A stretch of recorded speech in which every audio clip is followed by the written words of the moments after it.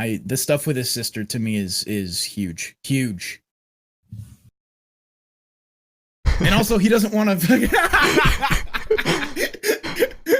Thank you, Silent Panda. He also doesn't want to fuck his little sister, so good for him. Yeah. Then are you, either of you, caught up on Stott Gridman? I am indeed. Silent Panda's not, but I am. All right. I won't talk about it then. I want to give Silent Panda a chance to get caught up. I'm sure Silent Panda thanks you.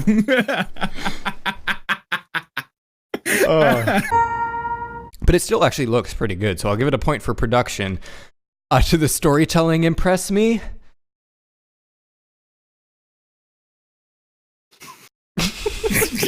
Sure. All right. Yeah. A minute and a half was significant. I mean, you conveyed a lot in a minute and a half. You get a point for storytelling. Did I enjoy the first episode? You're gonna give this fucking show a 5. You know what? I think I am. I'm gonna give the show a 5 because I don't know what else to do. It's 3 minutes of fucking insanity. I enjoyed it. Actually, no, I'm going to give it a 4 because I'm not interested to see more. I don't care. Thank you.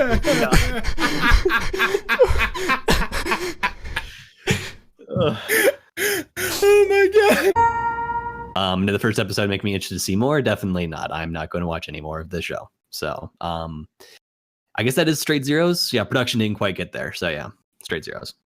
Dean? I think I'm probably the same. I think I'm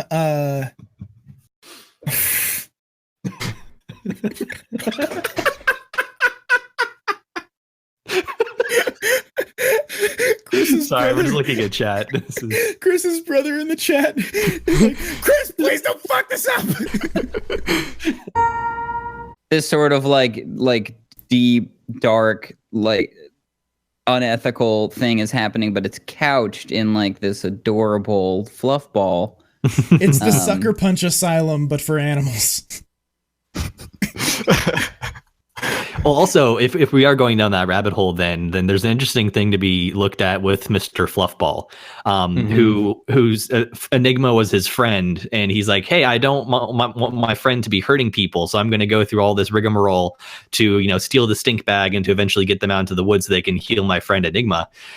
So has Mr. Fluffball then been institutionalized? Such that he's that's now classic Stockholm syndrome, where you just sort of turn. You've become so indoctrinated with that sort of mentality that you not only believe it is correct, but you go so far as to try to bring other people into the fold. What time is it? Time to you go? Ask. It's really trying to set this up for eating.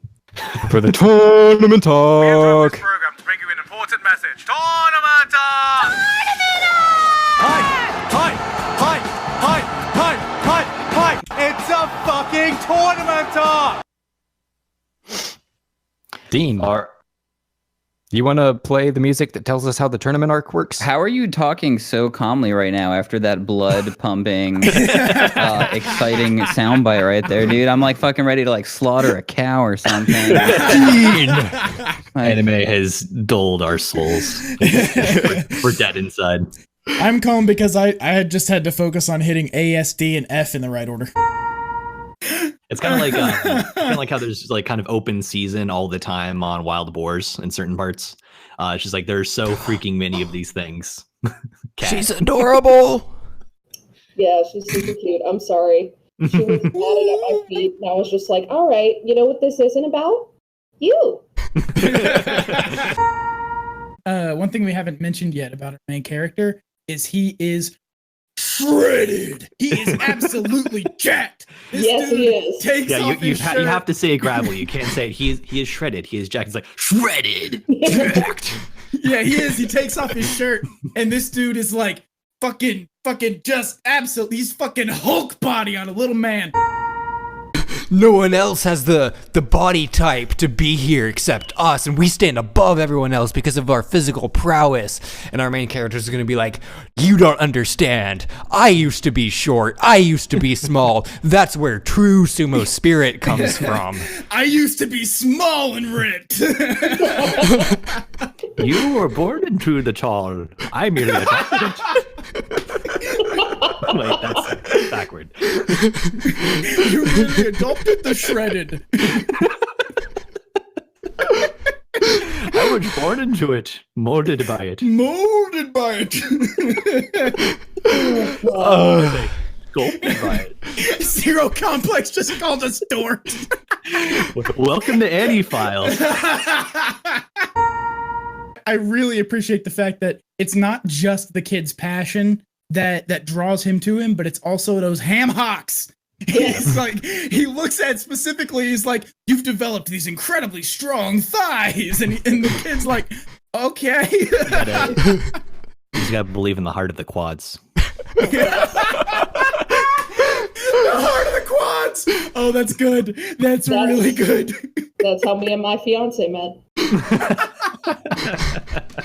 You respected the quads. Nice.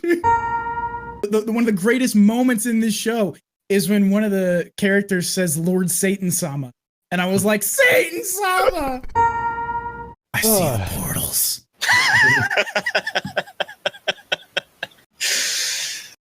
They're everywhere. I'm surrounded by exotic matter. The world is new. The whole exotic matter thing. It makes me think of porn. I don't know why. It sounds big, like why exotic. is it exotic? Yeah. It should have been exotic dancers. It should have just been a bunch of foggy strippers everywhere. Game would have been more popular. Every portal is a pole, and there's just a green or a blue stripper dancing on it based on who has the fucking ownership. Chris's face palming. Stop. Yes, so they go for curry and they're talking and people get licked and they taste like muscle soreness and lack of sleep. Got about that shit. That's in my notes. I wanted to fucking bring that up. And so as they're sitting here having... Tastes like alcoholism. Hang on. I just have to talk about this for a second. So when she does that, she doesn't ask, hey, just so you know, I had the special skill. Do you mind if I lick you? She hugs the girl. There was no and licks consent. her without giving any warning. Yeah, just and like then when her... she's like, wait, what the hell? She explains, oh, well, you see, I can lick people and, tell things about them. Yeah, usually I don't have to explain this. I just lick people, and they're fine with it. Maybe she's just, like, used to doing that to dudes, and they're kind of like, ooh. And they go, we were just testing you, and then the bad guys get away, and they go, oh no, and they chase the bad guys, and they have a heart-to-heart in the car, and they defeat the bad guys, and they defeat the bad guys just in the nick of time because the fucking highway they're on just stops with no warning over the ocean. No signs, road ending, no signs like... Maybe worth noting that the heart-to-heart they have in the van is actually at gunpoint, too, so, I mean... Yeah, she was at gunpoint. Oh yeah, like, if you don't have this heart-to-heart with us, we're gonna erase all your memories for the last 24 hours. Because that's a choice. We're BFFs now, bitch. That should be the title of the show. Are you ready? Are you ready for this? No. No. Okay. Well, My body is ready. There we your go. mind. The soccer team wants the field, but the baseball team wants the field, so they play kickball to decide who gets the weird field that is somehow suitable for both the game of soccer and the game of baseball. The moped gang gets hit with the ball after a jetpack samurai hits it back down. Then we get exposition about two rival class president candidates. Moped crew pops up, mad about getting murdered by a soccer ball. Best girl.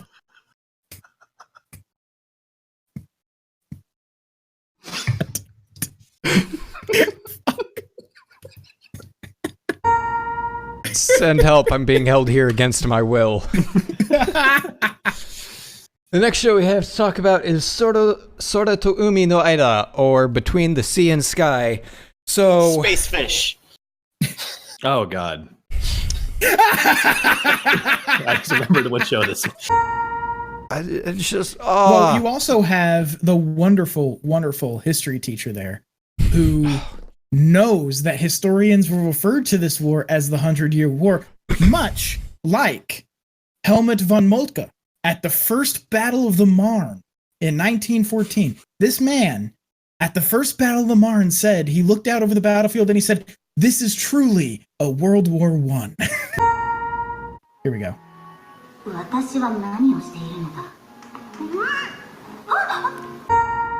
She says you have to swallow the Philosopher's Stone to gain its power, and he says, instead of saying, "Won't I just pass it painfully in 3 days?" No, you have to swallow it and you get its power because it sits in your stomach forever. I don't know what's happening in this show. It's a parasite that lodges in your intestines. That's what happens. The Philosopher's Stone is actually just a kidney stone. Yep.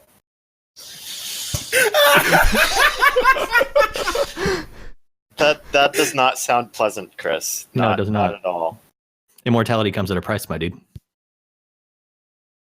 That price is terrible pain from your kidneys all the way down to your piss hole. It's not the typical pain of like watching all your friends die while you survive and all that, but no, it's just. So going back to our losers bracket, we have our 5 seed Most Huggable Man versus our 10 seed Hongyakuse Million Arthur. Which of these two shows would you rather watch?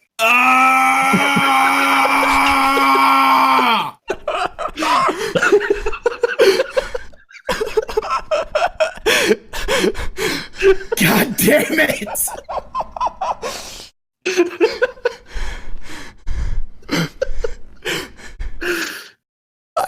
I appreciate that. Just encapsulates my feelings about this on a deep, like, spiritual level. Just like you did that, I was like, I know. I understand. You're not alone. Okay. Moving on to our winners bracket, we have our semi-final matchup. Our 1 seed Conception versus our 2 seed Inazuma 11. 1 if you'd rather watch Conception, 2 if you'd rather watch Inazuma 11.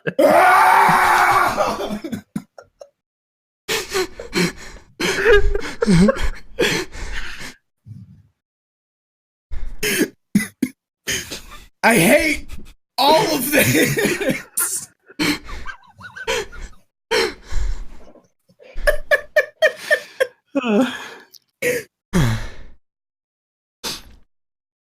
Oh God! Oh my God! I don't my know. vote? I really don't know. I thought I knew, and then I thought about it a little bit more, and now I don't know.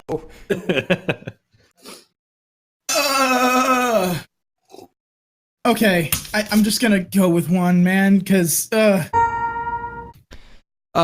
not gonna fix my mirror cam, Terry, because that's an issue with Discord, and in order to fix that, I would have to, well, I don't know, maybe one day I'll fix it. I'd have to completely change the stream setup. just I write don't 1 or want to 2 do backward. Fucking goddamn it, man. Anytime. As I said then, I'll say it now. I would die for this dumb anime podcast. I love it. And I got together with Chris and some of our other friends to watch anime, and at some point we had no idea what to watch, and we were like, let's just watch the worst shows we can think of that we've covered on AniFiles. So we watched American Maidkin again, and nope, absolutely not. Absolutely not. We also watched Conception. We are such horrible human beings that we inflicted Conception on our friend. Well, they're probably not our friends anymore. We have probably been disowned, but... What did they think? No, they said the next day that they had fun. Okay, so good. I think they're cool. Reveal. Inazuma 11. Fist of the Blue Sky. Ooh. Same. All right. So y'all would rather watch Fist of the Blue Sky 2-1, which means Don't say that sentence that way. And so what ended up happening, I think, if I remember correctly, I'm not looking at it right now, is that FMP beat Cutie Honey Universe, Cutie Honey beat Denoyateza, Denoyateza beat FMP. And so there's this perfect rock, paper, scissors relationship between the three, and they each went 1-1 in that group of three. And so we moved on to our second tiebreaker, which is super fucking rare. Second tiebreaker was point differential, and that's when Denoyateza ended up winning with a +2 versus a 0 versus a -2 for those three. So Denoyateza was the one that ended up taking second place to advance to our tournament arc here. So I just want to share that because it was like the most insane thing I've seen in our tournament arc. That seems rare. Mm-hmm. Like that seems like that. I would be surprised if that ever happens again. Mm-hmm. Yeah, probably won't. And then there's like a little bit of kind of not just love triangle, but like love pentagram stuff going on with what these characters think of each other. And I turned my love pentagram upside down, hell Satan. Actually, they point out very specifically the hedgehog's dilemma of the idea of, do you collect the gold rings or do you collect the chaos emeralds? What are you supposed to do? Yes, exactly. The idea of the closer you get to each other, the more you hurt each other. But if you don't get close at all, then you're alone. And in the very and if you sort of explore the hedgehog's dilemma more, it's like about warmth. Shaving. Like you want to get closer to yeah. Shaving solves the hedgehog's dilemma. It's really interesting to watch sexual repression in demons. It's really funny and weird. So you kind of trailed off there for a second, where it's really fun to watch sexual repression, and it's just kind of like, no, it's not. No, it's not. Terrible. It's a terrible fact of real life. But no, like in demons, I like to you don't expect from real life when I watch anime. Or even to kind of like build on that example, like Kingo Rescue Her, that is someone in a position of power wanting a possession back. Exactly. Now maybe it's like a little bit more personal, like this is my daughter, I care about her, I want her saved, and I know that I can't do it myself. But just the context of the king also brings to mind the patriarchal history of stuff where daughters were political tools. Exactly. And you can argue that the motivation might be just as politically motivated as it is personal. Yeah, it's like, you got to go save my daughter from this dragon, or I can't marry her off to this fucking prince for all his grain.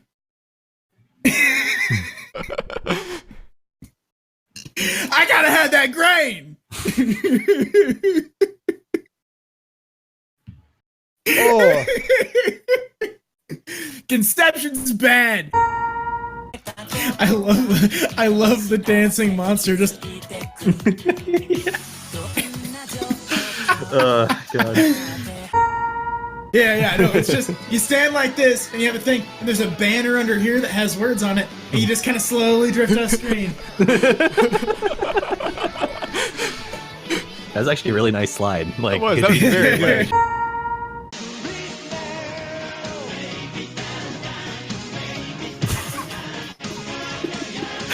It's cheesy, but it's amazing.